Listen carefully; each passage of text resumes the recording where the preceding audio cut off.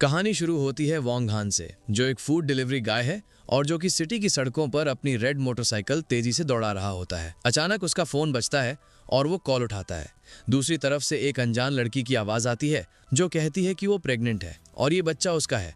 वो इस बारे में उससे बात करना चाहती है, लेकिन डिलीवरीज में बिजी वोंग हान इसको एक स्कैम कॉल समझकर अनसुना कर देता है। वो उससे कहता है कि उसके पास टाइम नहीं है और गुस्से में फोन काट देता है। इसके बाद वो फिर से ट्रैफिक के बीच से तेजी से निकल जाता है। जल्दी वोंग हान अपने XX फूड डिलीवरी सेंटर पहुंचता है, जहां उसके को-वर्कर्स बाहर खड़े गॉसिप कर रहे होते हैं। मुंह में सिगरेट दबाए वो अपने एक मोटे को-वर्कर से पूछता है कि वो क्या बड़बड़ा रहा है। वो दोस्त बताता है कि शहर की सबसे प्रेस्टिजियस सू फैमिली की बेटी शहर के सबसे अमीर आदमी के बेटे से शादी कर रही है। ये टॉपिक वोंग हान के लिए बिल्कुल बेकार था। फिर वो दोस्त अपने फोन में उस खूबसूरत लड़की की फोटो दिखाता है और कंप्लेन करता है कि ऐसी परफेक्ट लड़की का उस अमीर बाप के बेटे से शादी करना बिल्कुल वेस्ट है, जिसे वो एक बदसूरत और निकम्मा आदमी कहता है। जैसे ही वोंग हान उस फोटो पर नजर डालता है, वो शॉक हो जाता है क्योंकि वो चेहरा उसे जाना पहचाना लगता है। उसका दोस्त तुरंत फोन वापस खींच लेता है और वोंग हान की मेमोरी क्लियर हो जाती है। दोस्त उससे पूछता है कि क्या उसे भी लगता है कि इतनी अच्छी लड़की ऐसे बेकार आदमी के लिए बर्बाद हो रही है, लेकिन वोंग हान उस लड़की को पहचान चुका था। ये वही नशे में धुत लड़की थी जिसने एक बार उसे सिड्यूस करने की कोशिश की थी। तभी उसके दिमाग की बत्ती जलती है। ये वही लड़की है जिसने उसे थोड़ी देर पहले कॉल किया था। वो सोचने लगता है कि शायद वो कॉल कोई स्कैम नहीं था। सीन एक महीने पीछे जाता है। सू फैमिली की बेटी सूची एक होटल के हॉलवे में लड़खड़ाते हुए चल रही है। उसे चक्कर आ रहे थे और उसे शक था कि चिन्हाओ नाम के एक आदमी ने उसकी ड्रिंक में कुछ मिला दिया है। वो अपने रूम 809 की तरफ बढ़ती है, लेकिन नशे की हालत में वो रूम नंबर गलत पढ़ लेती है। उसे एक दरवाजा हल्का सा खुला मिलता है और वो सोचती है कि शायद वो इसे बंद करना भूल गई थी। उस कमरे के अंदर वोंग हान अपने बेड पर बैठा बहुत उदास हैवी ड्रिंकिंग कर रहा था। वो सोच रहा था कि कैसे उसे एक अपॉर्चुनिटी के लिए ये कहकर रिजेक्ट कर दिया गया था कि उसका ऑरा बहुत इंटेंस है और अब उसे अपनी डिलीवरी जॉब ही करनी पड़ेगी। जब वो नशे में धुत अपने बेड पर बैठा था, तभी सूची लड़खड़ाते हुआ उसके कमरे में घुस जाती है और सीधा उसके बेड पर गिर जाती है। नशे और बुखार में वो वोंग हान को देखती है और पूछती है, तुम कौन हो? क्या तुम मेरी मदद कर सकते हो? मेरा सर घूम रहा है और मुझे बहुत गर्मी लग रही है। खुद भी नशे में होने के बावजूद वोंग हान उसकी खूबसूरती में खो जाता है, ये सोचते हुए कि वो कितनी स्टनिंग है। जब वो उसके और करीब आकर मदद मांगती है तो वो घबरा जाता है, ये सोचते हुए कि क्या ये कोई सपना है। वो अपनी मुट्ठियां बंद कर लेता है और उसके पास शराब की एक बोतल गिरी हुई थी। इस इंटेंस सिचुएशन से बाहर निकलते हुए सीन वापस प्रेजेंट में आता है। वोंग हान इन्हीं यादों में खोया अपने दोस्त के फोन में सूची की फोटो को घूर रहा था। उसका मोटा दोस्त फैटी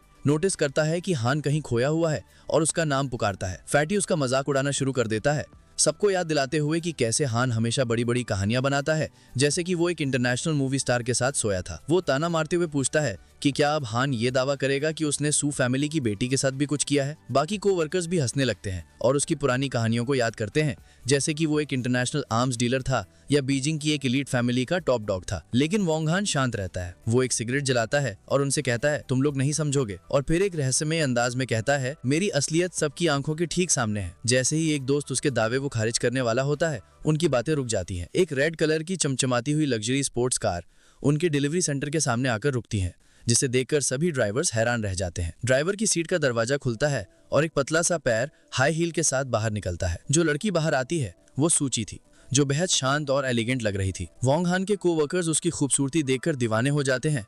उनकी आंखें दिल बन जाती हैं और वो उसे टोटल नॉकआउट कहते हैं। जब वो उनकी तरफ बढ़ती है तो एक आदमी उसे फोटो से पहचान लेता है। उन्हें झटका लगता है कि सू फैमिली की वारिस उनके सामने खड़ी है और वो समझ नहीं पाते कि वो उनके इस मामूली से डिलीवरी सेंटर पर क्या कर रही है। सूची वोंग हान के पास आती है, जो कैजुअली स्ट्रेच कर रहा था, और पूछती है, तुम मेरे कॉल्स क्यों नहीं उठा रहे हो? उसके को-वर्कर्स जो अभी उसका मजाक उड़ा रहे थे बिल्कुल सुन पड़ जाते हैं। उन्हें विश्वास नहीं हो रहा था कि वोंग हान सच में मशहूर सू फैमिली की बेटी को जानता है। वोंग हान एकदम कूल रहते हुए प्रिटेंड करता है कि उसने कोई मिस्ड कॉल नहीं देखी और शांति से पूछता है कि क्या बात है। सीधे पॉइंट पर आते हुए सूची उसकी आंखों में देखती है और कहती है, मैं प्रेग्नेंट हूँ और ये बच्चा तुम्हारा है। ये सुनते ही उसके को-वर्कर्स के पैरों तले जमीन खिसक जाती है। वो विश्वास न करते हुए चिल्लाते हैं। उन्हें समझ नहीं आ रहा था कि ये अमीर और खूबसूरत लड़की उनके दोस्त के बच्चे की मां बनने वाली है। एक दोस्त कसम खाता है कि वो अब कभी नहीं कहेगा कि हान झूठ बोलता है। वोंग हान खुद भी इस बात से चौंक जाता है और अपनी आंखें मलते हुए पूछता है, क्या तुम श्योर हो? सूची एक ठोस एक्सप्रेशन के साथ उसे कहती है कि वो उसके साथ हॉस्पिटल चले, सब प्रूव हो जाएगा। जब वो अपनी कार के पास इंतजार करती है तो उसके को-वर्कर्स उसे तेजी से उसके साथ जाने को कहते हैं। स्ट्रेस्ड वोंग हान जाने का फैसला करता है और अपने एक दोस्त को उसकी शिफ्ट कवर करने के लिए कहता है। फिर वो दोनों उसकी रेड कार में तेजी से निकल जाते हैं, अपने हैरान को-वर्कर्स को पीछे छोड़कर। कार के अंदर का माहौल काफी टेंस था। वोंग हान पूछता है, क्या ये बच्चा सच में मेरा है? सूची रूखेपन से जवाब देती है, मैं इतनी सीरियस बात पर झूठ क्यों बोलूंगी। वोंग हान एकदम रेजोल्यूट होकर कहता है, अगर ये बच्चा मेरा है तो मैं तुम दोनों की पूरी रिस्पॉन्सिबिलिटी लूंगा। सूची उसे एक अजीब निगाह से देखती और हंसती है, पूछते हुए कि वो अपनी इस डिलीवरी जॉब की कमाई से कैसे रिस्पॉन्सिबिलिटी लेगा। इस बात से बेपरवाह वोंग हान आराम से पीछे टिक जाता और कॉन्फिडेंस से कहता है, ईमानदारी की कमाई में कोई बुराई नहीं है और तुम दोनों को सपोर्ट करना मेरे लिए कोई इशू नहीं होगा। सूची उसे जैंग निंग के पावरफुल सू फैमिली में अपने स्टेटस की याद दिलाती है।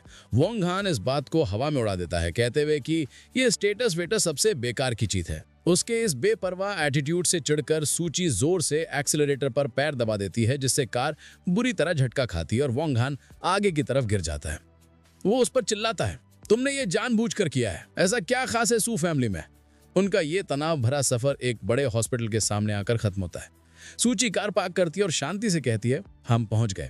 जैसे ही वो कार से बाहर निकलते हैं, सूची वोंग हान को चेतावनी देती है कि वो रिस्पॉन्सिबिलिटी शब्द को इतने हल्के में ना ले। वो उसे उन गंभीर परिणामों की याद दिलाती है जो उसे झेलने पड़ेंगे अगर उसके परिवार को पता चला कि एक फूड डिलीवरी गाय ने उसे प्रेग्नेंट कर दिया है। ये सुनकर वोंग हान को गुस्सा आ जाता है और वो जोर से कहता है, ये मेरे लिए कोई मजाक नहीं है, अगर ये बच्चा मेरा है तो मैं इसकी रिस्पॉन्सिबिलिटी जरूर लूंगा।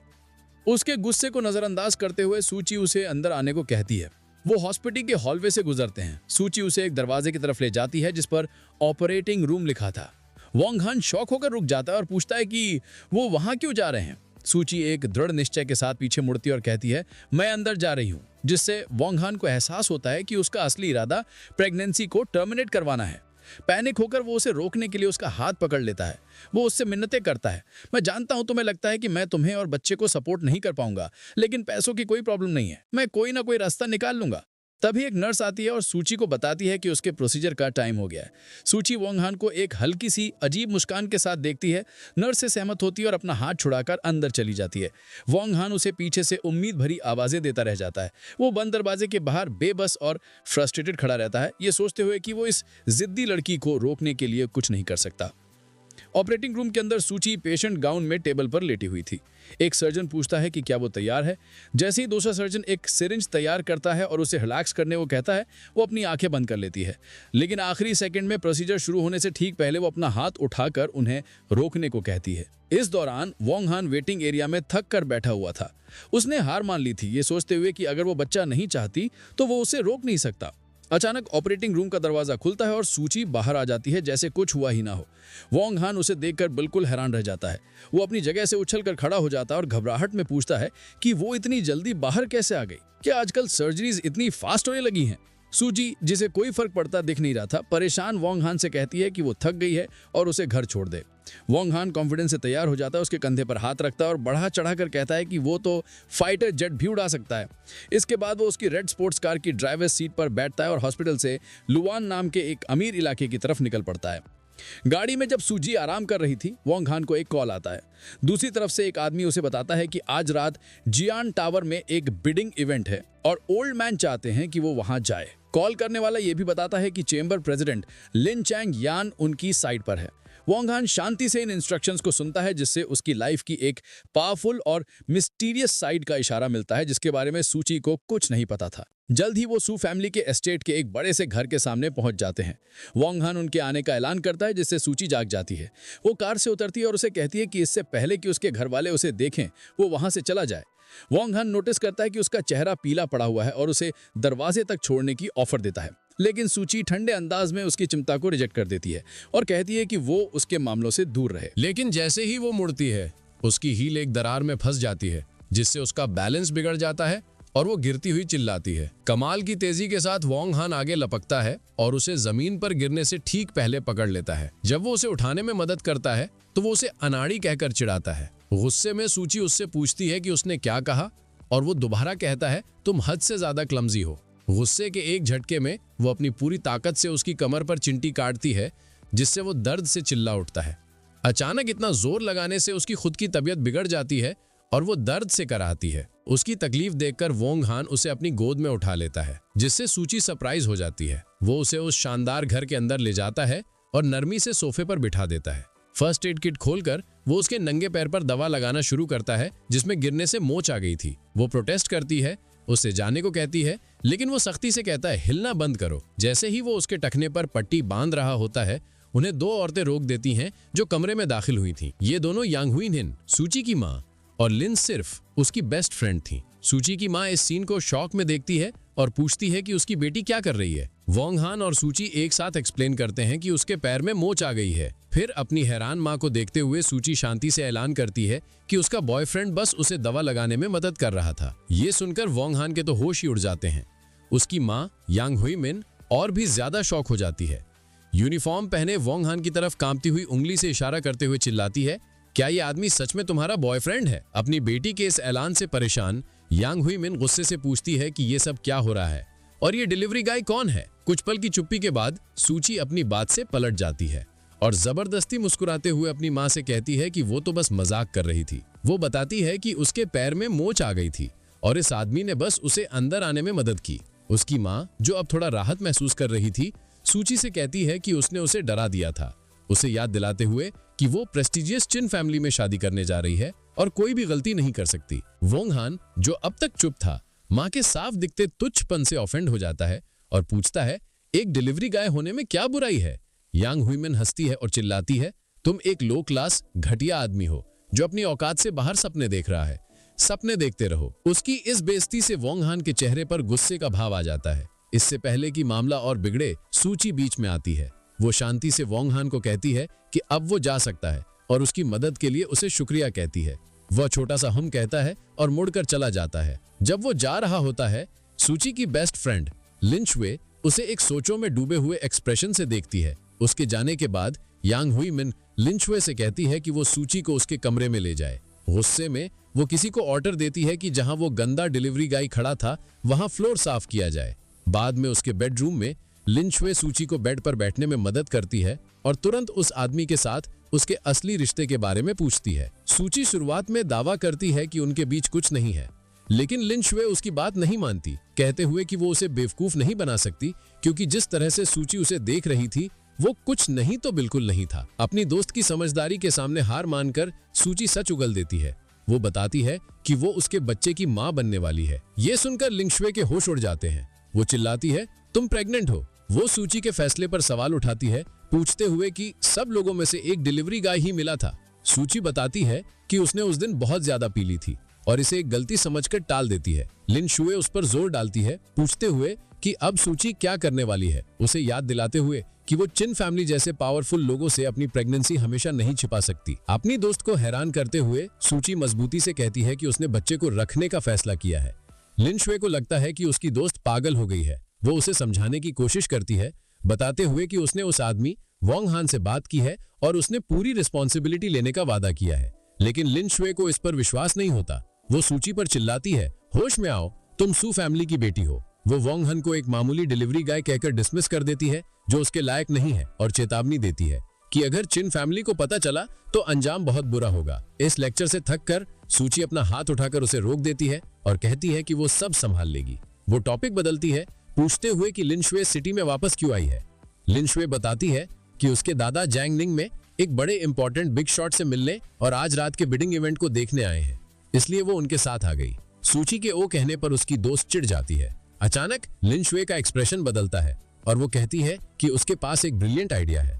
पास आकर वो सूची के कान में एक भयानक प्लान बताती है। अगर उसका राज खुल गया तो उसे बस ये कहना है कि उस डिलीवरी गाय ने उसका रेप किया था। सूची घिन से जवाब देती है, कितना घटिया आइडिया है। इस बीच वोंग हान सू एस्टेट से निकलकर उस एक्सक्लूसिव विला डिस्ट्रिक्ट में पैदल चल रहा होता है। वो अपना फोन निकालता है और बड़बड़ाता है कि इस एरिया में कोई टैक्सी नहीं मिलती। ठीक तभी एक चमचमाती काली कार उसके पास आकर रुकती है। वोंग हान देखता है कि एक शार्प सूट में एक आदमी कार से बाहर निकलता है। वो बुजुर्ग सिल्वर बालों वाला आदमी वोंग हान के पास आता है और अदब से उसे यंग मास्टर कहकर सलाम करता है। वो आदमी अपना परिचय लिन चिंग यून के रूप में देता है, जो जिलोंग चेंबर ऑफ कॉमर्स का प्रेसिडेंट है, और बताता है कि वो उसे बिडिंग इवेंट तक ले जाने के लिए यहाँ आया है। वोंग हान अब सारी कड़ियों को जोड़ते हुए उस फोन कॉल को याद करता है और कंफर्म करता है कि उसके दादा ने उसे इस अरेंजमेंट के बारे में बताया था। इससे उसकी एक ऐसी छिपी हुई ताकतवर पहचान सामने आती है जिसका उसकी डिलीवरी ड्राइवर वाली लाइफ से दूर दूर तक कोई लेना देना ही नहीं था। इस ऑफर को एक्सेप्ट करते हुए वोंग हान लिन चिंग यून से कहता है कि बिडिंग से पहले उसे नहाकर कपड़े बदलने हैं। लिन चिंग यून अदब से सहमत हो जाता है और अपने यंग मास्टर के लिए कार का दरवाजा खोलते हुए सब कुछ अरेंज करने का वादा करता है। वो दोनों एक शानदार काली लिमोजीन में वहां से निकल जाते हैं। सीन बदलता है और हमें एक बड़े से बॉलरूम में चल रहे बस्लिंग बिडिंग इवेंट पर पहुंचते हैं जो अमीर मेहमानों से भरा हुआ है। वोंग हान वहां पहुंचता है और अब वो पूरी तरह से बदल चुका था। उसने अपनी डिलीवरी जैकेट उतार कर एक शार्प टेलर मेड सूट पहन लिया था जिसमें वो भीड़ को देखते हुए काफी पावरफुल और कॉन्फिडेंट लग रहा था। जब वो एक खिड़की के पास खड़ा होता है तो उसकी नज़र एक जाने पहचाने चेहरे पर पड़ती है। ये सूची की बेस्ट फ्रेंड लिंगस्यू थी जो एक शानदार सफ़ेद इवनिंग गाउन में थी। वो तुच्छपन से उसके पास आती है और पूछती है, एक डिलीवरी गाय इतने एक्सक्लूसिव इवेंट में क्या कर रहा है। इससे पहले कि वो जवाब दे पाता वो खुद ही एक नतीजे पर पहुंच जाती है और इल्ज़ाम लगाते हुए पूछती है, क्या तुम यहाँ पार्ट टाइम जॉब कर रहे हो। इससे पहले कि वोंगलान उसे सही कर पाता वो उसका हाथ पकड़ती है और ज़ोर से उसे एक तरफ खींचती है, ये कहते हुए कि उसे बात करनी है। एक कोने में ले जाकर वो उसे कन्फ्रंट करती है और कहती है, सूची मेरी बेस्ट फ्रेंड है और वो तुम्हारी वजह से प्रेग्नेंट है। वो उसे गुस्से में चेतावनी देती है कि अगर बच्चा पैदा होने पर उसने पूरी रिस्पॉन्सिबिलिटी नहीं ली तो वो उसका जीना हराम कर देगी। ये सुनकर वोंग हान बिल्कुल शॉक हो जाता है। वो उससे कहता है, मुझे लगा सूची ने हॉस्पिटल में बच्चा गिरा दिया था। लिंगस्वे गुस्से में उसे बताती है कि वो गलत है और सूची ने बच्चे को रखने का फैसला किया है। ये नई जानकारी वोंग हान को हिला कर रख देती है और वो विश्वास न करते हुए सूची का नाम पुकारता है। उसे एहसास होता है कि इसका मतलब वो सर्जरी के लिए नहीं गई थी। लिंगस्यू उसकी हिचकिचाहट को ये समझकर कि वो अपनी जिम्मेदारी से भाग सकता है अपनी धमकी दोहराती है, अगर तुमने पीछे हटने की कोशिश की तो तुम बहुत पछताओगे। अपनी बात पर जोर देने के लिए वो अपनी स्टिलेटो हील को उसके जूते पर जोर से रगड़ती है जिससे वो दर्द से चिल्ला उठता है और वो एक अजीब सी संतुष्टि के साथ वहां से चली जाती है। जैसे ही लिंगस्यू जाती है बॉल रूम में एक अनाउंसर की आवाज़ गूंजती है जो मेहमानों को बताता है कि बिडिंग शुरू होने वाली है। वोंग हान जो अभी तक इसी सोच में था कि सूची ने बच्चा रख लिया है अब एक नई अर्जेंसी महसूस करता है। उसे विश्वास नहीं हो रहा था और वो फैसला करता है कि वो अपना काम जल्दी से खत्म करके उसे ढूंढने जाएगा। ठीक तभी एक बिजनेस सूट में एक औरत उसके पास आती है और अदब से उसे यंग मास्टर कहकर सलाम करती है। वो अपना परिचय लियू युए उसकी नई असिस्टेंट के रूप में देती है जिसे चेयरमैन लिन चिंग यून ने असाइन किया था। उसे देखते हुए वोंग हान कहता है, अब चलने का टाइम हो गया है। वो दोनों एक पावरफुल प्रेजेंस के साथ मेन इवेंट एरिया की तरफ बढ़ते हैं। जैसे ही वो अपनी जगह लेते हैं एक मोटा भड़कीले कपड़े पहना हुआ आदमी आगे की तरफ आता है। वो बड़े गर्व से वहां मौजूद लोगों को ऐलान करता है कि आज का main bid new district project चिन फैमिली के नाम होने वाला है। अपनी मूंछ पर ताव देते हुए वो सबको चेतावनी देता है कि या तो उन्हें इज्जत दो या अंजाम भुगतने के लिए तैयार रहो। ये अहंकारी आदमी चिन ले था, चिन फैमिली का सबसे बड़ा यंग मास्टर। वोंग हान अपनी असिस्टेंट से पूछता है कि आदमी कौन है। लियू युए बताती है कि वो चिन फैमिली से हैं जो जांगनिंग के सबसे अमीर परिवारों में से एक है और इस प्रोजेक्ट के लिए उनके सबसे बड़े राइवल हैं। एक तुच्छ भरी नज़र से वो सवाल करता है, ऐसा आदमी मुझसे कम्पीट करेगा। लियू युए आगे बताती है कि चिन फैमिली इस प्रोजेक्ट को जीत कर सू फैमिली के साथ अपने शादी के अलायंस को यूज़ करके किसी मुश्किल से निकलना चाहते हैं। सू फैमिली का नाम सुनते ही वोंग हान के दिमाग की बत्ती जल जाती है। उसे अपने कोवर्कर की बात याद आती है कि कैसे मिस सू की शादी एक बेकार अमीरजादे से हो रही है। उसे एहसास होता है कि ये अहंकारी आदमी चिनले वही है जिससे सूची की शादी होने वाली है। एक गंभीर चेहरे के साथ अब उसे पूरी तस्वीर साफ दिख रही थी। सूची की सगाई, उसके परिवार की परेशानियां और ये बिडिंग वॉर सब आपस में जुड़ा हुआ था। ऑक्शनियर मेन आइटम लॉर्ड 053 को प्रेजेंट करता है जो न्यू डिस्ट्रिक्ट से जुड़ा था। बिना हिचकिचाए चिनले अपना पैडल उठाता है और 5 बिलियन से बोली शुरू करता है। भीड़ में हैरानी की सरसराहट फैल जाती है। सब समझ जाते हैं कि चिन फैमिली इस प्रोजेक्ट को जीतने के लिए कुछ भी करेगी।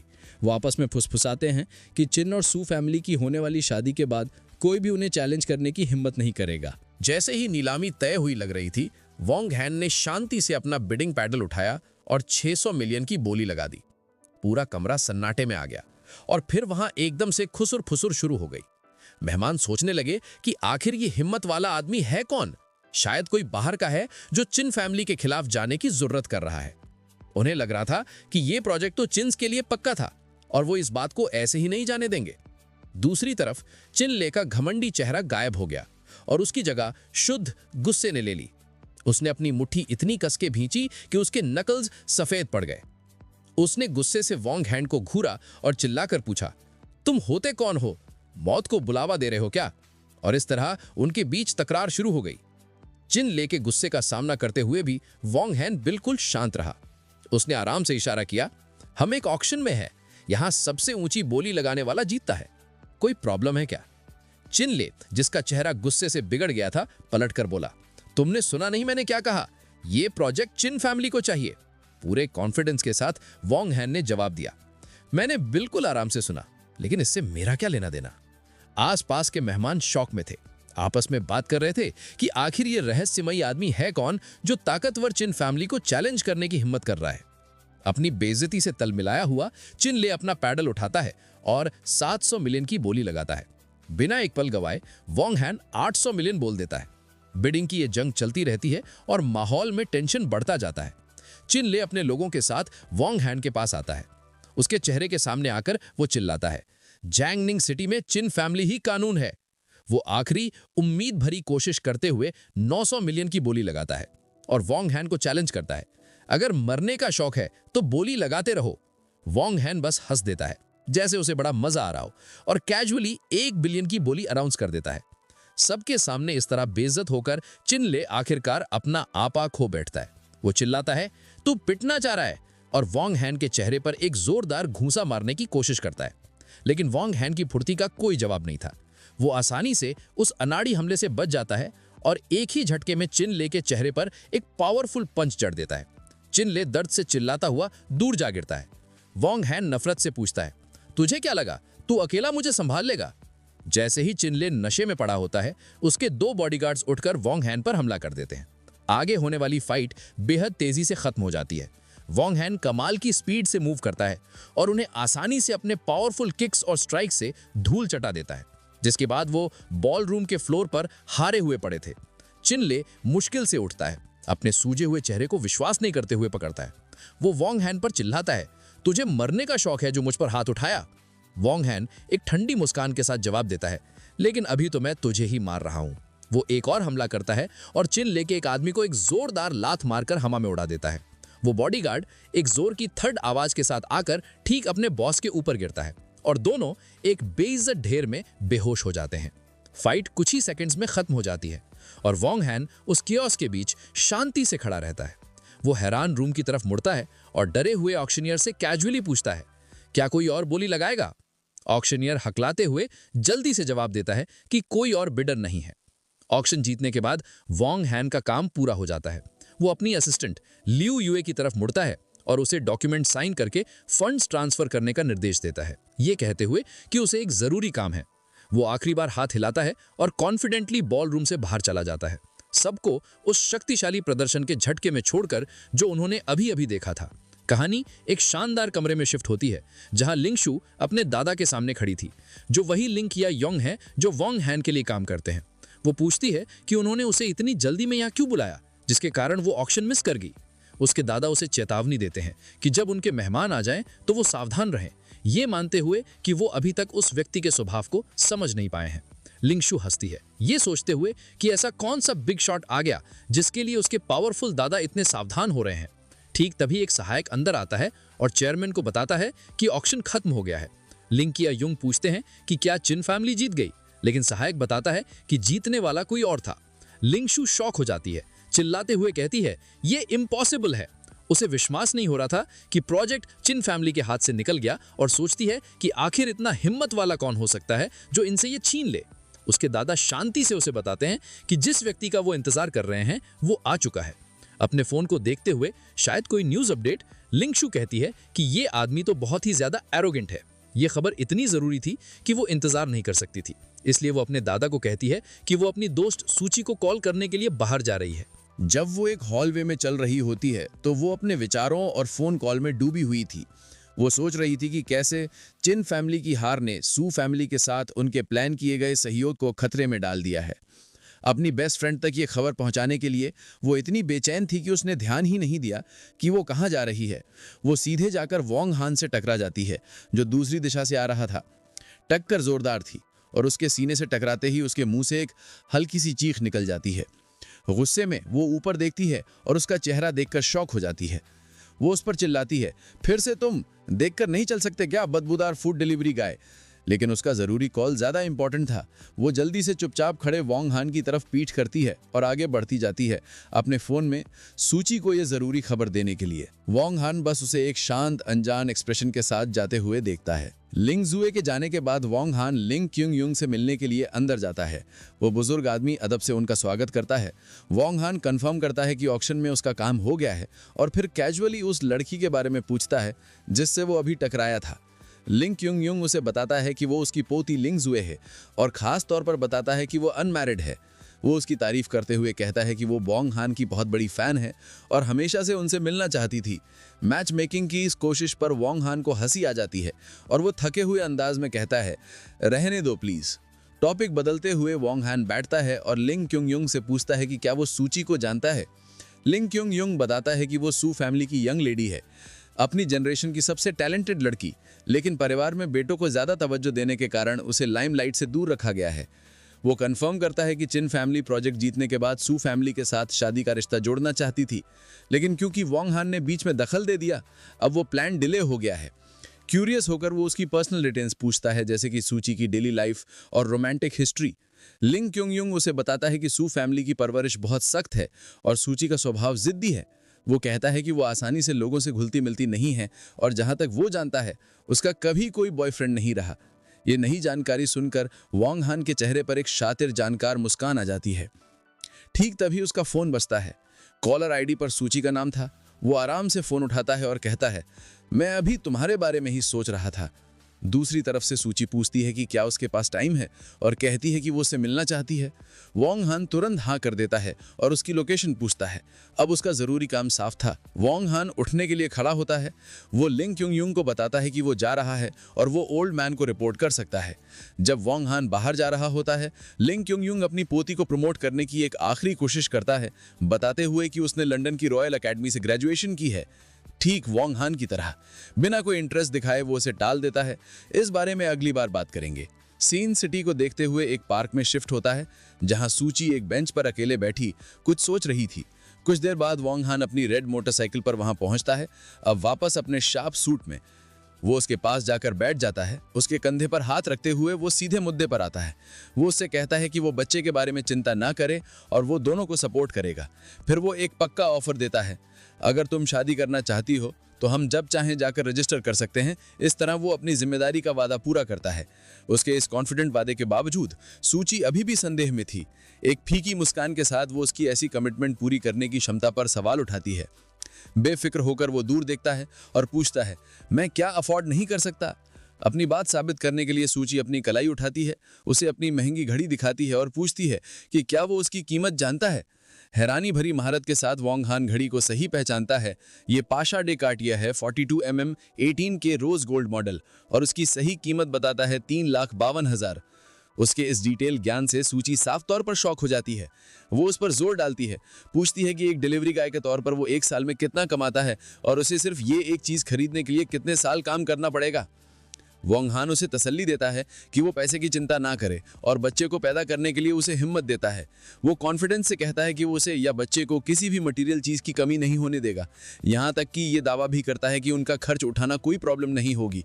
सूची उसकी इस बड़ी बात पर आंखें घुमाते हुए सूखे अंदाज में पूछती है, अगर तुम शेखी ना बगाड़ो तो मर जाओगे क्या? उनकी बातचीत तब रुक जाती है जब सूची का फोन बजता है। वो फोन उठाती है और दूसरी तरफ से उसकी माँ की घबराई हुई आवाज आती है। उसकी माँ उससे जल्दी घर आने को कहती है, उसे बताते हुए कि चिन्हाओ घर पर उनका इंतजार कर रहा है शादी के बारे में बात करने के लिए। सूची शांति से हाँ में जवाब देती है। वॉन्ग हान की तरफ मुड़कर वो उसे घर छोड़ने के लिए कहती है। एक प्यारी सी मुस्कान के साथ वो कहता है, ये तो मेरी खुशकिस्मती होगी। वो उसे मोटरसाइकिल पर बैठने में मदद करता है और वो दोनों तेजी से निकल जाते हैं।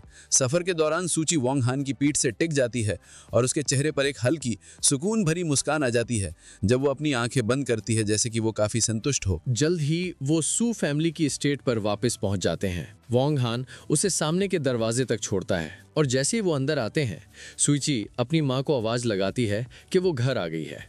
उसकी माँ यांग हुई तुरंत गुस्से में सामने आती है और अपनी बेटी को इतनी देर तक बाहर रहने के लिए डांटती है, उसे बताते हुए कि चिन हाउ कब से इंतजार कर रहा है। बैकग्राउंड में सूट पहने एक मोटा सा आदमी सोफे पर बैठा हुआ था। सुईची बस इतना कहती है कि वो वॉक पर गई थी। तब उसकी माँ की नज़र उसके पीछे खड़े वोंग हान पर पड़ती है और वो नफरत से पूछती है कि वो किसी को साथ क्यों ले आई, उसे याद दिलाते हुए कि चिन हाओ के साथ उसकी शादी नज़दीक है। सोफे पर बैठा आदमी खड़ा होता है और सुईची को ग्रीट करता है, कंफर्म करते हुए कि वो शादी के मामलों पर चर्चा करने आया था। वो एक चालाक मुस्कान देता है और अपना परिचय चिन हाओ, चिन फैमिली के दूसरे यंग मास्टर के रूप में देता है। अपने मंगेतर चिन हाओ का सामना करते हुए सुईची उनकी शादी को रोकने की कोशिश करती है। वो उससे कहती है कि क्योंकि चिन फैमिली नए डिस्ट्रिक्ट प्रोजेक्ट की बोली हार गई है, उनके परिवार का प्लान किया गया सहयोग अभी तक फाइनल नहीं हुआ है और इसलिए उनकी शादी भी टाल देनी चाहिए। लेकिन चिन हाओ बोली हारने को एक छोटी सी बात कहकर टाल देता है। एक शैतानी मुस्कान के साथ वो जोर देता है कि उन्हें पहले शादी कर लेनी चाहिए और बाकी सब कुछ बाद में नेगोशिएट हो सकता है। उसके विचार उसके असली इरादे जाहिर करते हैं। वो पहले उसे बिस्तर पर ले जाना चाहता है और फिर बाद में फैसला करेगा कि क्या उसे उसके परिवार को जरूरी पैसे देने हैं या नहीं। सुईची की माँ यांग हुएमिन बेबस होकर सिचुएशन को संभालने की कोशिश करती है।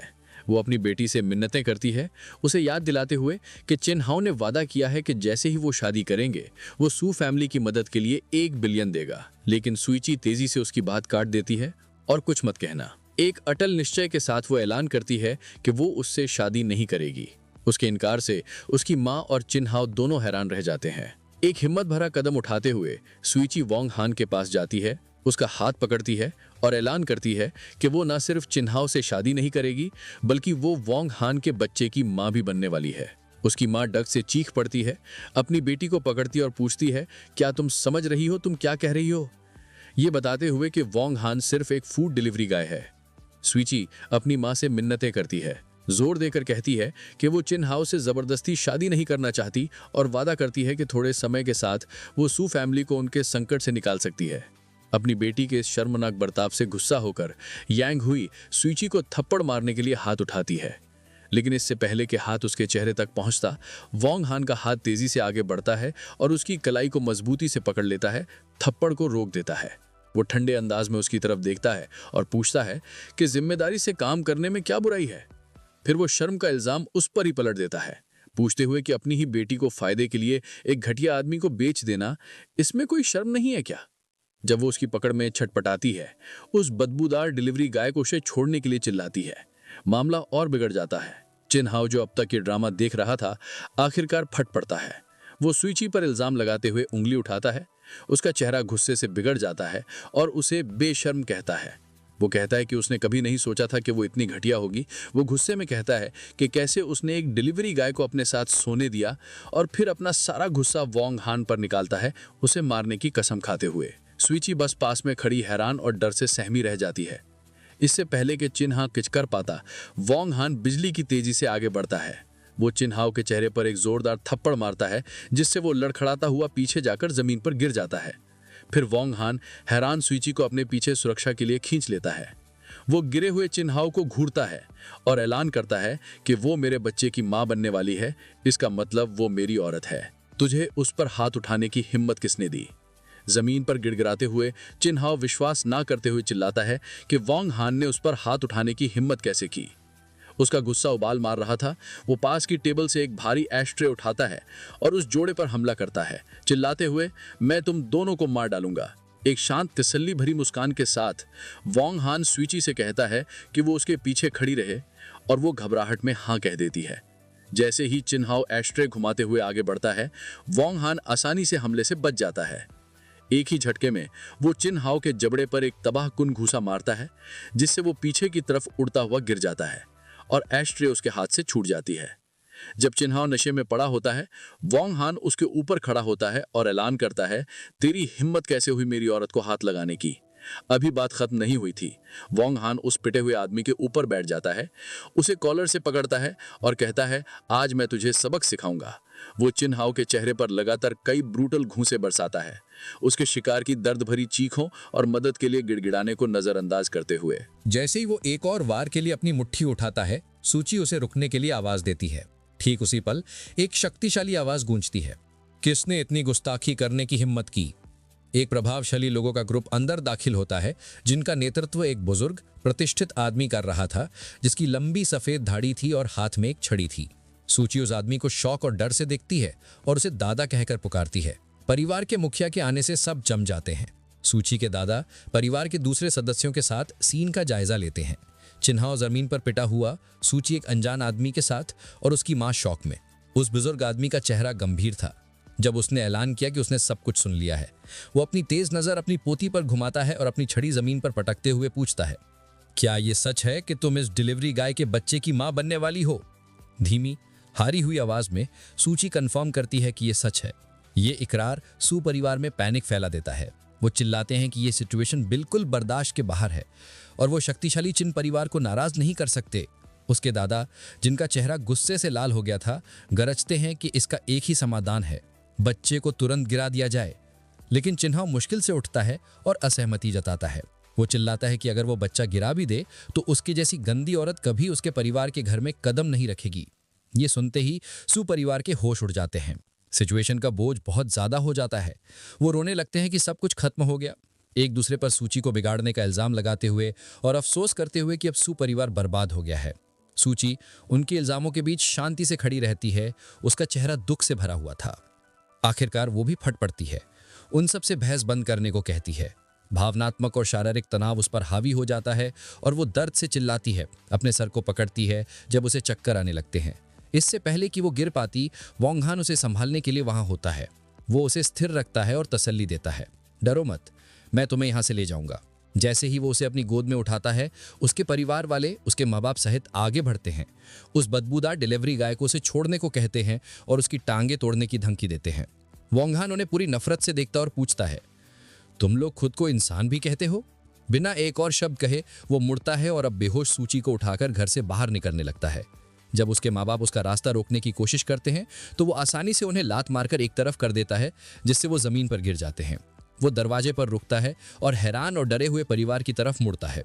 ठंडे अटल निश्चय के साथ वो ऐलान करता है, मैं सूची को अपने साथ ले जा रहा हूं, किसी को कोई प्रॉब्लम है क्या? जिससे वो उसे रोकने में बिल्कुल असमर्थ हो जाते हैं। सूची को बेहोश हालत में अपनी गोद में लिए वोंग हान उसके हैरान परिवार से कहता है कि क्योंकि किसी को कोई आपत्ति नहीं है, वो जा रहा है। वो उसे उस अफरा तफरी भरे सू एस्टेट से अपने मॉडर्न ऊंचे अपार्टमेंट में ले जाता है। अंदर वो धीरे से अभी भी बेहोश सूची को सोफे पर लिटाता है। ऐसा करते हुए एक कार्ड उसके पर्स से फिसलकर जमीन पर गिर जाता है। ये सुनिश्चित करने के बाद कि वो आराम कर रही है, वोंग हान को वो कार्ड दिखता है और वो उसे उठा लेता है। वो उसे देखता है और हैरान हो जाता है कि आज उसका बर्थडे है। उसे उसके लिए दया महसूस होती है, ये सोचते हुए कि भले ही वो एक अमीर परिवार से है, ऐसा लगता है कि किसी को उसका खास दिन याद नहीं था। उसके सोते हुए रूप को देखते हुए वो ये दिखाने का फैसला करता है कि वो क्या करने में सक्षम है, इस बात को दोहराते हुए कि वो उसकी औरत है। लगभग 20 मिनट बाद सूची को होश आना शुरू होता है। वो धीरे धीरे उठकर बैठती है, अभी भी नींद में और डिसोरिएंटेड, अपनी आंखें मलती हुई। सोचती है कि वो कहाँ है। ठीक तभी वोंग हान दूसरे कमरे से बाहर निकलता है, एक एप्रन पहने हुए। वो खाने का एक बोल आगे बढ़ाता है। अब जब तुम जाग गई हो तो तुम्हें भूख लगी होगी। सूची डाइनिंग टेबल की तरफ जाती है जहां वोंग हान ने एक शानदार खाना तैयार किया था, खास उसके लिए। वो अलग अलग डिशेस से आ रही स्वादिष्ट खुशबू से प्रभावित होती है, जिसमें स्टीम डेलिकेसीज, एक फ्रूट और चीज प्लेटर और कई ड्रिंक्स शामिल थे। वोंग हान बढ़ा चढ़ा के कहता है कि उसकी कुकिंग स्किल्स इतनी अच्छी हैं कि दुबई की एक राजकुमारी भी इसका स्वाद चखने के लिए गिड़गिड़ाएगी। उसके इस घमंड पर मुस्कुराते हुए सूची पूछती है, अगर तुम ब्रैग नहीं करोगे तो मर जाओगे क्या? जब वो खाने के लिए बैठते हैं, वोंग हान उससे कहता है कि आज के दिन उसे मरना शब्द बोलने की इजाजत नहीं है, जिससे सूची कंफ्यूज हो जाती है। इससे पहले कि वो पूछ पाती, वो अपना सरप्राइज सामने लाता है। वो एक छोटा सा गुलाबी केक लाता है जिस पर एक जलती हुई मोमबत्ती लगी हुई थी। एक कॉन्फिडेंट मुस्कान के साथ वो इसे हैरान सूची के सामने पेश करता है और उसे हैप्पी बर्थडे विश करता है। पूरी तरह से हैरान सूची अपने मुंह को ढक लेती है और पूछती है, तुम्हें कैसे पता चला कि आज मेरा बर्थडे है?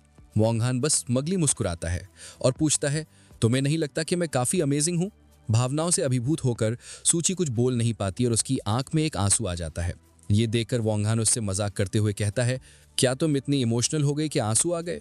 रोना ठीक है। फिर वो दावा करता है कि वो तुम्हें अपना कंधा दे सकता है, एक ऐसी चीज जो इंटरनेशनल सुपर मॉडल्स को भी नहीं मिलती। उसके इस अजीब घमंड से टेंशन खत्म हो जाती है और सूची सच में हंस पड़ती है। फिर वो उसे खाना ट्राई करने के लिए कहता है। सूची एक बाइट लेती है और तस्लीम करती है कि टेस्ट वाकई में बहुत अच्छा है। वोंग हान अपने यूजुअल एरोगेंस के साथ जवाब देता है, ऑफ कोर्स। कुछ देर दोनों साइलेंटली खाते हैं। डिनर खत्म होने के बाद वोंग हान सूची को कहता है कि केक का कैंडल बुझाकर एक विश मांगे। सूची आंखें बंद करती है, हाथ जोड़ती है और धीमी आवाज में एक छुपी हुई दुआ मांगती है। मोमेंट के गुजर जाने के बाद वॉन्ग हैन सीरियस टोन में उससे पूछता है, अब तुम्हारे प्लान्स क्या हैं? सूची उसकी आंखों में देखकर याद दिलाती है कि उसने प्रॉमिस किया था कि वो उनका सपोर्ट करेगा। वो पूछती है, अब तुम अपने बात से पीछे तो नहीं हट जाओगे ना? वॉन्ग हैन उसे तसल्ली देता है कि वो अपना वादा तोड़ने वाला नहीं है, लेकिन फिर एक चैलेंज फेंकता है, तुम्हें सच्ची में इतना हिम्मत है कि एक डिलीवरी गाय से शादी करोगी? ये सुनते ही सूची के अंदर एक आग सी भड़क उठती है। वो खड़ी हो जाती है और गुस्से भरी हिम्मत के साथ अनाउंस करती है, हाँ मुझे हिम्मत है, और अगर तुमने कभी मुझे और बच्चे को सपोर्ट नहीं किया तो मैं तुम्हें छोड़ के दोबारा शादी कर लूंगी। इस बोल्ड जवाब के साथ वॉन्ग हैन फैसला कर लेता है, ठीक है, कल ही हम रजिस्ट्रेशन करवा लेते हैं। सूची की आंखों में दृढ़ निश्चय चमक उठता है। वो जवाब देती है, मैं नहीं डरती। वॉन्ग हैन एक संतुष्ट मुस्कान के साथ पीछे झुक जाता है और कहता है, तो तय हो गया। लेकिन उसी वक्त उसका फोन बजता है। वो सूची से कहता है, मुझे ये कॉल लेना होगा, और बैल्कनी पर निकल जाता है। फोन पर दूसरी तरफ उसका आदमी श्याओ हुआ हादसे की तरह ब्रेथलेस लग रहा था। बॉस, आप खतरे में हो, एक असैसिन हाइड्रा जैंगनिंग आ रहा है आपको मारने। आराम से सिगरेट जलाते हुए वॉन्ग हैन काम रहता है। वो पूछता है, क्या सोर्स रिलायबल है? लोकेशन कंफर्म हुई? स्याओ हुआ बताता है कि उसे लास्ट टाइम लिन फैमिली की विला के आसपास देखा गया था। वॉन्ग हैन सिगरेट का धुआं छोड़कर कहता है, समझ गया, कल मैं खुद इस हाइड्रा का हिसाब कर लूंगा। तभी अंदर सोफा पर बैठी हुई सूची अपनी बेस्ट फ्रेंड लिंग शुए से कॉल पर थी, केक खाते हुए और फोन पकड़े। लिंग शुए उसे बर्थडे विश करती है और मजाक में पूछती है, क्या वो पहली थी विश करने वाली? सूची मुस्कान के साथ कहती है, नहीं, तुम सेकंड हो। शॉक्ड लिंग शुए तुरंत पूछती है, फर्स्ट कौन था? ये चिन्ह तो नहीं? सूची बालकनी की तरफ देखती है और सॉफ्टली कहती है, वो। लिंग शुए का गुस्सा फट पड़ता है, मतलब तुम फिर से उस डिलीवरी गाय के साथ? सूची एक बाइट और लेती है, सांस छोड़ती है और कहती है, ये लंबा किस्सा है, लेकिन कल हम शादी रजिस्टर करने जा रहे हैं। इस न्यूज से लिंग शुए पैनिक हो जाती है, क्या तुम पागल हो गई हो? डिलीवरी गाय से शादी? मुझे तुरंत तुम्हारी लोकेशन चाहिए। सूची शांति से कहती है, मैं उसके घर पर हूं। लिंग शुए उसे शांत करने की कोशिश करती है और बोलती है कि मैं कुछ न कुछ तरीका निकालती हूं। मैं उस बिग शॉट से जो प्रोजेक्ट जीता है, जो मेरे दादा जानते हैं, उससे मदद मांगने वाली हूं। लेकिन इतना कहते ही कॉल कट हो जाता है। सूची हैरान और परेशान रह जाती है। बैल्कनी पर कॉन्वर्सेशन ज्यादा गहन हो चुका था। श्याओ हुआ रिपोर्ट देता है, और भी प्रॉब्लम है, 2 दिन पहले एल्डेस्ट प्रिंसेस ने आपके बारे में पूछा था। वॉन्ग हैन का चेहरा तुरंत सीरियस हो जाता है। वो गुस्से से पूछता है, क्या तुमने उसे बताया कि मैं जैंगनिंग में हूं? नर्वस हुआ एडमिट करता है, बॉस, मेरी मजबूरी थी, आप जानते हो उनका गुस्सा, अगर मैं मना करता तो शायद वो मेरी जान ले लेती, मुझे अपना बचाव करना पड़ा। ये सुन के वॉन्ग हैन शॉक में अपना लाइटर गिरा देता है। वो फोन में चिल्लाता है, तुमने मुझे बेच दिया? हुआ सिचुएशन को डिफ्यूज करने की कोशिश करता है, बॉस, एक्चुअली वो प्रिंसेस आपके लिए परफेक्ट मैच है, उनका रॉयल बैकग्राउंड आपको एक्सेप्ट कर लेना चाहिए। वॉन्ग हैन गुस्से में चिल्लाता है, बंद करो बकवास, वापस बताओ वो कब आ रही है। डर के मारे श्याओ हुआ नेटवर्क का बहाना बनाकर कॉल कट कर देता है। वॉन्ग हैन बैल्कनी पर अकेला रह जाता है। फ्रस्ट्रेशन में क्राउच करते हुए सोचता है कि सिचुएशन बिगड़ चुकी है। तभी उसके फोन पर एक नोटिफिकेशन आती है। इरिटेटेड वो कहता है, अब कौन परेशान कर रहा है? स्क्रीन देखकर वो रुक जाता है। मैसेज एक अननोन नंबर से था। सेंडर का नाम था लिनिक्स यू, लिन किंग यून की पोती। मैसेज में लिखा था, मैं एक बिजनेस पार्टनरशिप प्रपोज करती हूँ। आप सिटी में नए हो और अगर आप सू फैमिली के साथ नई डिस्ट्रिक्ट प्रोजेक्ट में कोऑपरेट करते हैं तो दोनों के लिए बेनिफिशियल होगा। अगर आप मान जाएं तो मैं कुछ भी करने को तैयार हूं। ये बोल्ड प्रपोजल पढ़कर वॉन्ग हान हल्की मुस्कान के साथ कहता है, इस लड़की में हिम्मत तो है। ऑलमोस्ट तुरंत ही उसका फोन बजता है। ये कॉल लिन किंग यून का था। वो शांत आवाज में अपनी पोती की हरकत के लिए माफी मांगता है। वॉन्ग हान काम टोन में कहता है, ठीक है, टेंशन मत लो। फिर वो अपना डिसीजन सुनाता है, मुझे कल एक स्नाइपर राइफल और 2 बुलेट्स चाहिए, मैं खुद आकर ले जाऊंगा। और सू फैमिली के नए डिस्ट्रिक्ट प्रोजेक्ट का पूरा कंट्रोल सूची को दो। उस फैमिली के किसी और को हाथ लगाने की इजाजत नहीं। बिना एक पल गवाए लिन किंग यून अग्री कर लेता है, यस यंग मास्टर। अंदर जब वॉन्ग हान बालकनी पर बिजी था तब सूची अपने फोन पर एक टेक्स्ट रिसीव करती है, उसकी बेस्ट फ्रेंड लिनिक्स यू ने। मैसेज में लिखा होता है, क्या तुम्हें पता है मैंने उस मिस्टीरियस बिग शॉट को कांटेक्ट किया जो ऑक्शन जीता था। उसने कोऑपरेट करने के लिए हाँ बोल दी है और सबसे बड़ी बात, उसने इंसिस्ट किया कि प्रोजेक्ट तुम्हारी रिस्पॉन्सिबिलिटी में हो। सूची इस मैसेज को पढ़कर स्टन रह जाती है। उसके होंठों पर धीरे धीरे एक मुस्कान उभर आती है, बिना जाने कि उसके बिल्कुल पास बैठा इंसान और कोई नहीं, वही बिग शॉट वोंग हान खुद है। लिनेक्स भी बताती है कि उन्हें कल डिटेल्स डिस्कस करने के लिए मिलना है। इस खबर से खुश होकर वो रिप्लाई करती है कि वो कल उससे मिलेगी। ठीक तभी वोंग हान वापस अंदर आता है और उसके चेहरे पर खुशी देखकर पूछता है, क्या बात है, बड़े अच्छे मूड में लग रही हो। उसे अभी भी एक मामूली डिलीवरी गाय समझते हुए वो बात को टाल देती है, प्रोजेक्ट की बात है, तुम नहीं समझोगे। फिर उसे हैरानी होती है कि वोंग हान ने उसे पढ़ते हुए देख लिया और वो उसे चिढ़ाता है, मुझे नहीं पता था कि तुम्हें किताबें पढ़ने की आदत है। वो उसके करीब झुकता है, उनके चेहरे के बीच बस कुछ इंच का फासला था। वो फुसफुसाते हुए कहता है, मेरे बारे में बहुत कुछ है जो तुम नहीं जानती। उसकी इतनी नजदीकी से सूची घबरा जाती है, उसका चेहरा लाल हो जाता है और वो हकलाते हुए पूछती है, ये तुम क्या कर रहे हो? तुमसे शादी के लिए हाँ कहने का मतलब ये नहीं कि तुम कोई मूव करने के बजाय। वोंग हान धीरे से बेड से एक तकिया उठा लेता है। वो उसे कहता है कि अगर तुम थक गई हो तो आराम करो, मैं सोफे पर सो जाऊंगा। जाते जाते वो कैजुअली कहता है, वैसे बेड पर पड़ना प्रेग्नेंट औरतों के लिए अच्छा नहीं होता, जिससे सूची शर्म से लाल हो जाती है और कुछ बोल नहीं पाती। वापस लेटकर वो शर्मिंदा होती है, ये सोचते हुए कि उसे सच में लगा था कि वो कुछ करने वाला है। अगली सुबह होती है। अपार्टमेंट की बालकनी पर वोंग हान एक कठिन वर्कआउट कर रहा था, एक हाथ से हैंडस्टैंड पुशअप्स। पजामे में सूची बाहर आती है और उसे देखती है। मुस्कुराते हुए वो मजाक में पूछती है, क्या तुम टोड स्टाइल की प्रैक्टिस कर रहे हो? वो आराम से नीचे उतरता है और उसे ठीक करता है। इसे ड्रैगन कॉइलिंग हैंड कहते हैं, एक नाम जो उसने कभी नहीं सुना था। वो बताता है कि ये कोई दिखावे वाला मार्शल आर्ट नहीं, बल्कि असलियत में एक किलिंग टेक्निक है और कुछ तेज मूवमेंट्स करके दिखाता है। क्यूरियस होकर सूची पूछती है, एक मामूली डिलीवरी गाय को इतनी खतरनाक चीज सीखने की क्या जरूरत है? वोंग हान रुकता है और उसे देखता है, अपने पिता की दी हुई सीख बताते हुए, मार्शल आर्ट्स का इस्तेमाल झगड़े रोकने और अपने परिवार को बचाने के लिए करो।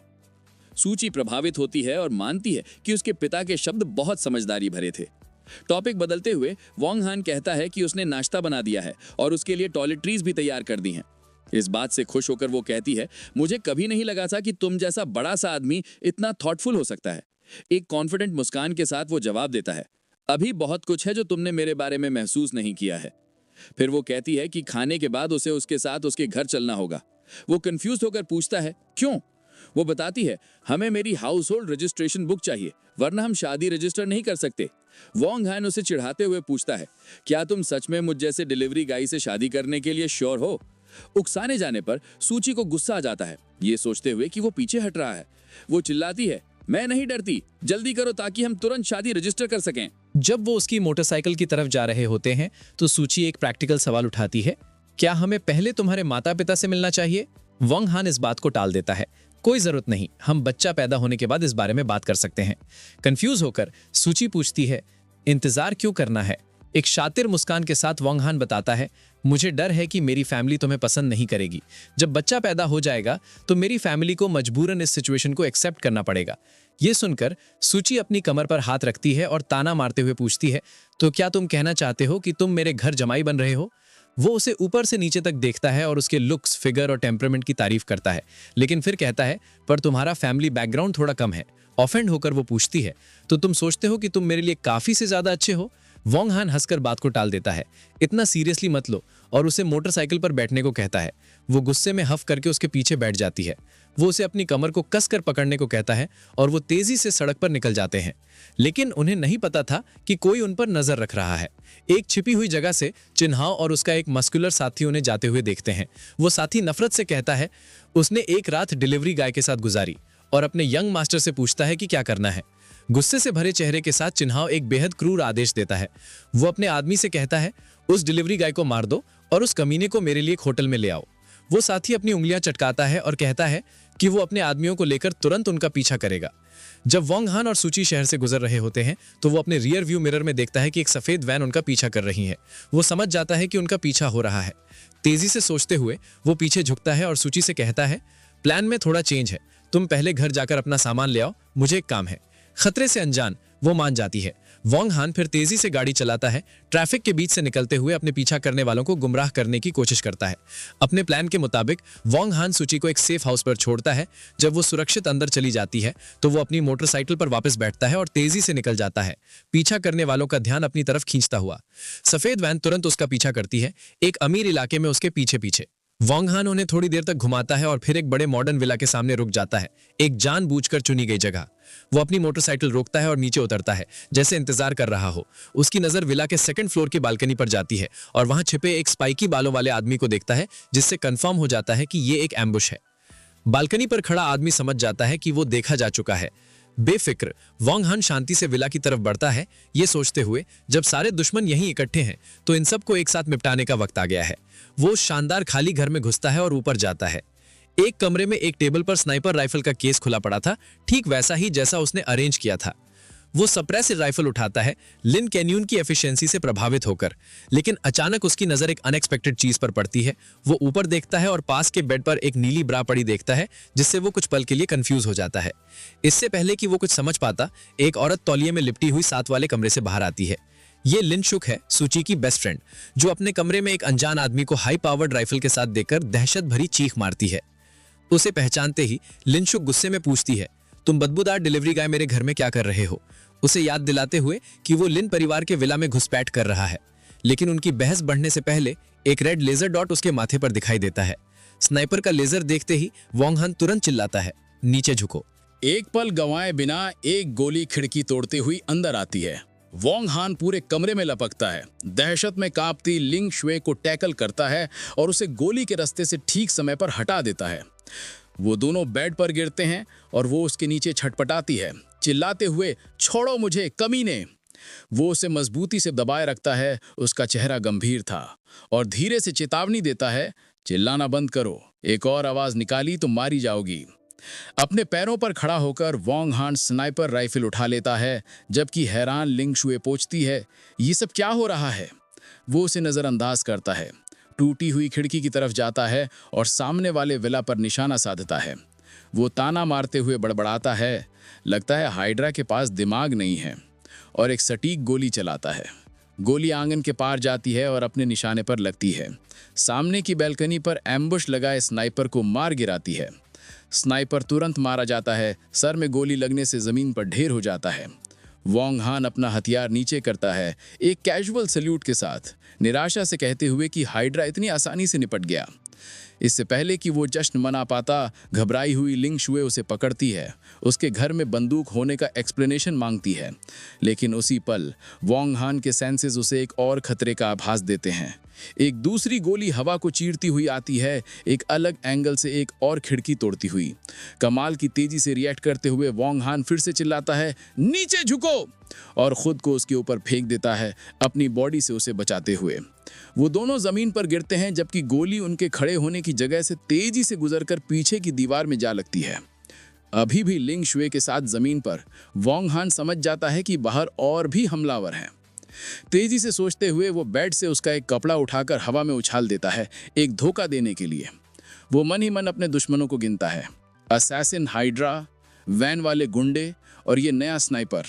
वो गंभीरता से निष्कर्ष निकालता है कि आज उसके पास कई मेहमान हैं जिनसे निपटना है। धोखा काम कर जाता है। जैसे ही दुश्मन स्नाइपर उस हरकत पर गोली चलाता है, वोंग हान अपनी राइफल से निशाना लगाता है, जबकि डरी हुई लिंग शुए उसके पीछे से देख रही थी। वो अपनी दूसरी और आखिरी गोली से जवाब देता है। गोली खुली जगह से उड़ती हुई जाती है और एक अलग जगह छिपे दूसरे स्नाइपर को मार गिराती है। तुरंत एक तीसरी जगह से भारी फायरिंग शुरू हो जाती है, जब पास की छत पर एक और असैसिन उनकी खिड़की पर गोलियों की बरसात कर देता है।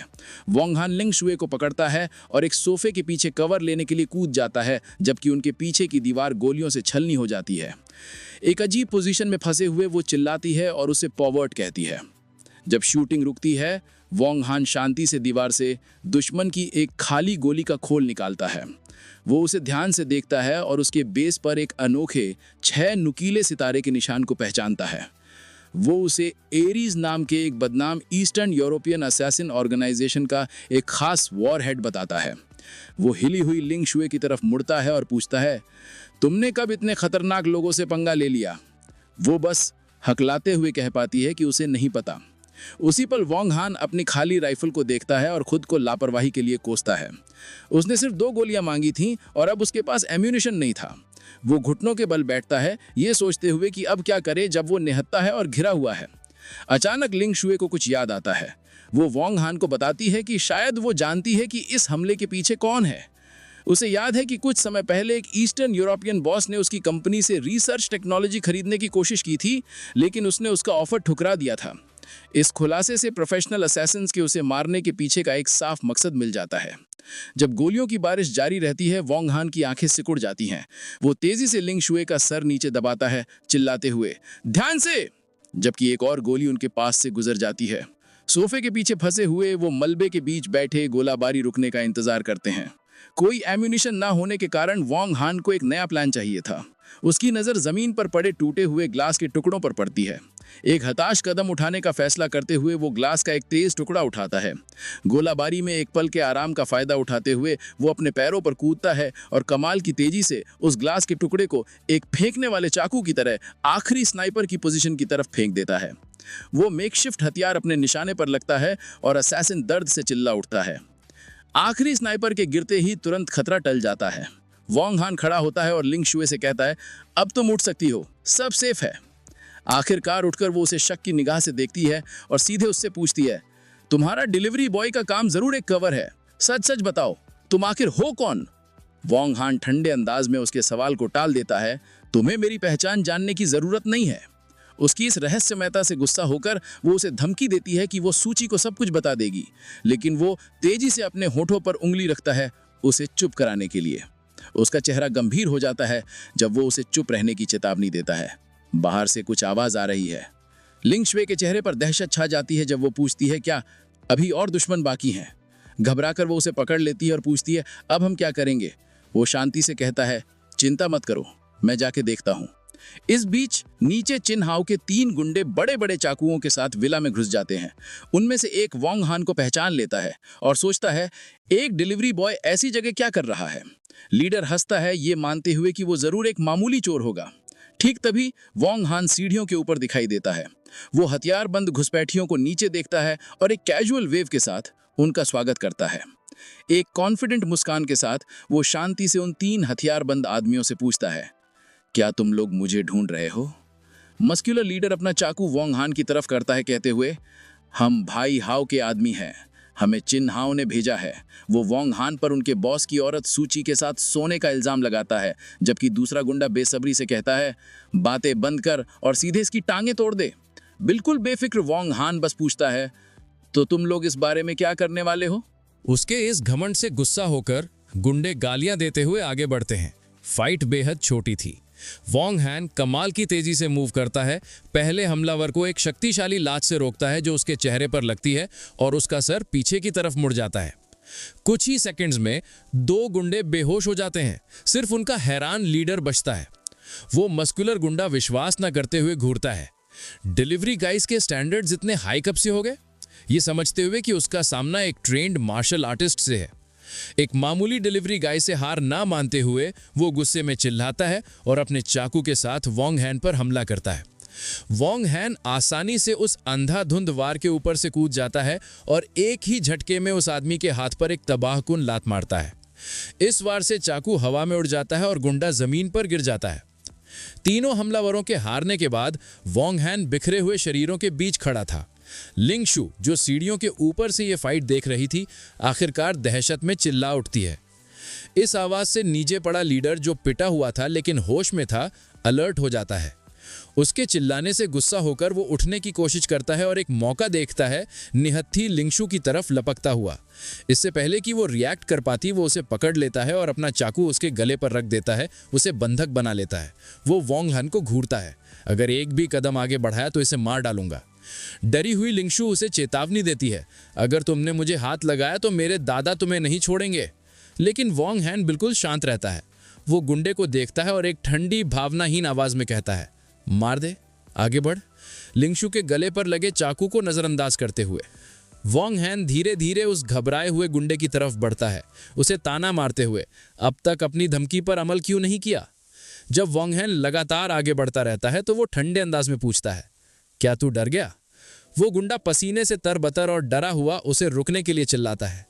एक पलक झपकते ही वॉन्ग हैन उनके बीच की दूरी को एक झटके में तय कर लेता है।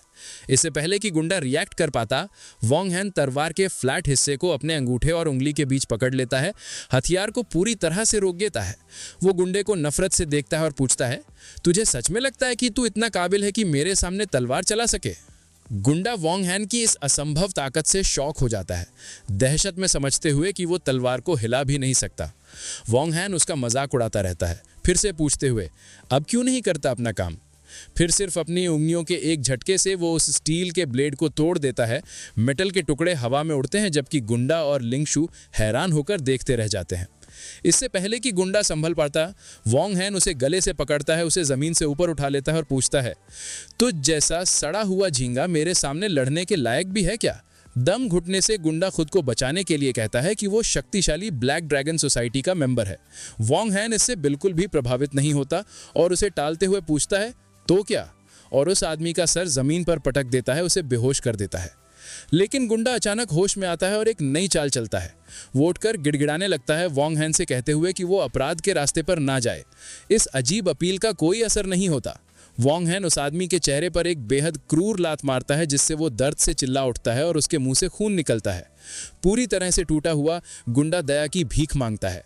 वो वॉन्ग हैन से रुकने की मिन्नत करता है, एक झूठी कहानी बनाते हुए कि उसकी 80 साल की मां है। आखिरी उम्मीद भरी कोशिश में वो वॉन्ग हैन को बताता है कि उसके पास एक जरूरी जानकारी है। उसके ऊपर खड़े होकर वॉन्ग हैन उस पिटे हुए गुंडे को उसके आखिरी शब्दों के लिए 3 सेकंड देता है। वो आदमी तेजी से अपनी जरूरी जानकारी बताता है। ब्रदर हाउ चिन्हाउ सूची को ढूंढने चले गए हैं और अगर तुम जल्दी नहीं गए तो बहुत देर हो जाएगी। ये खबर वॉन्ग हैन को हिलाकर रख देती है। गुस्से में कि गुंडे ने उसे ये जरूरी जानकारी पहले क्यों नहीं बताई, वो एक आखिरी जोरदार लात मारता है, उसे पूरी तरह से बेहोश कर देता है। ठीक तभी उन्हें दरवाजे पर जोर से खटखटाने की आवाज आती है। बाहर से आवाज आती है, हम पुलिस हैं। ये समझते हुए कि उसे तुरंत निकलना होगा, वॉन्ग हैन लिंगशु से कहता है, मैं सूची को ढूंढने जा रहा हूं, ये सिचुएशन मैं तुम्हारे हवाले कर रहा हूं। वो उसे एक आखिरी इंस्ट्रक्शन देता है, किसी को मत बताना कि मैं यहां था। जब वो भाग के जा रहा होता है तो वो कहती है, जाओ, उसे विश्वास दिलाते हुए कि उसे पता है क्या कहना है। एक पल बाद 2 पुलिस ऑफिसर विला में घुस जाते हैं। लीड ऑफिसर लिंगशु को अपना बैज दिखाता है और पूछता है कि क्या हुआ। जब 2 पुलिस कार बाहर आकर रुक जाती हैं तो वो बताना शुरू करती है कि वो नहा रही थी जब 3 आदमी चाकुओं के साथ अंदर घुस आए। उसके बयान के बाद पुलिस तीनों बेहोश गुंडों को अरेस्ट कर लेती है। एक ऑफिसर अपने कैप्टन को रिपोर्ट करता है कि उन्हें सामने वाले विला में 2 लाशें मिली हैं, वो स्नाइपर्स जिन्हें वॉन्ग हैन ने मारा था, और कि वो मामूली लोग नहीं लग रहे हैं। शॉक होकर कैप्टन अपने आदमियों को सबको और सब कुछ स्टेशन ले जाने का आदेश देता है। इस बीच सूची एक बेडरूम में गुस्से से भरे चिन्हाव से घिरी हुई थी।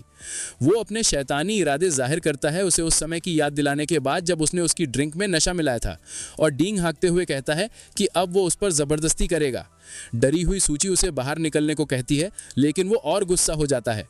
वो हंसते हुए कहता है, मैंने उस डिलीवरी गाय को मारने के लिए आदमी भेज दिए हैं, और जब वो अपना काम खत्म कर लेंगे तो